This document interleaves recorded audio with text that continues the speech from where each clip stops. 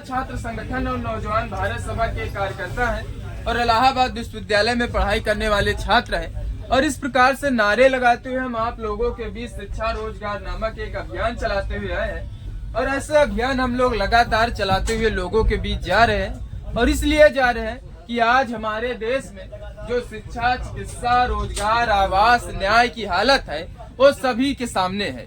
जहां पर एक तरफ हमारे देश की जनता दवा से लेकर के कफन तक टैक्स देती है कि बेहद बुनियादी चीज उसे मुहैया होगी, लेकिन मुहैया होने की बात छोड़ दीजिए, पहुंचने की बात छोड़ दीजिए, उससे लगातार दूर होती हुई नजर दिखाई दे रही है। बात कर लीजिए शिक्षा की। शिक्षा के आगे आज पैसों की दीवार खड़ी है। उन्हीं के लिए शिक्षा मुहैया है जिनके जेबों में नोटों की गड्डियां है। इसी आधार से विश्वविद्यालय खुल रहे हैं और खुले हैं। 2000 से लेकर के 2 लाख रुपए तक जैसी औकात और क्षमता रखते हैं, उसी से शिक्षा आप बाजार से खरीद सकते हैं, जैसे तेल और साबुन आप बाजार से जाकर खरीद सकते हैं।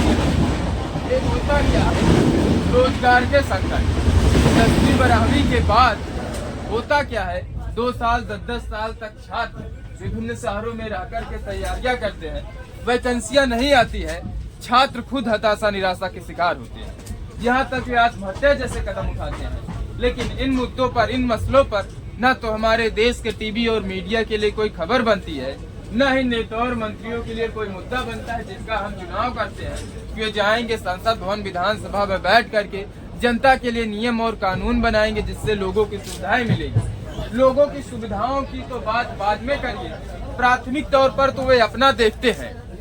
अपने लिए प्राइवेट हॉस्पिटल ओपन करना, प्राइवेट स्कूल ओपन करना, यानी जनता की जेब से आखिरी पाई वसूलने का काम वो करते हैं। दैनिक भास्कर ने अभी सर्वे किया उत्तर प्रदेश में, उस स्कूल को लेकर के 75,000 प्राइवेट स्कूल हैं, जिनमें से 50,000 तो इन्हें धन्ना सेठों और नेता और मंत्रियों का है। दूसरी तरफ हालत आप चिकित्सा के देखेंगे।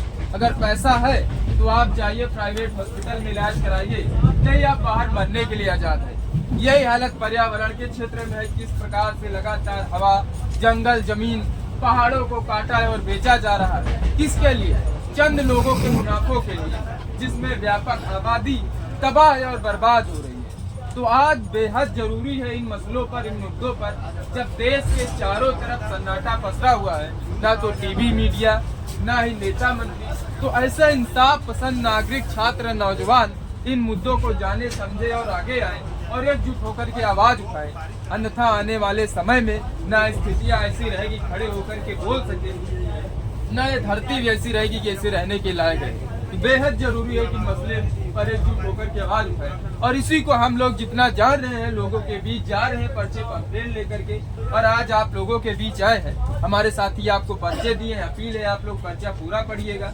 आपकी भी कोई बात हो, पीछे नंबर दिया गया है, सोशल मीडिया का लिंक है, संपर्क करिएगा जहाँ भी रहते हैं।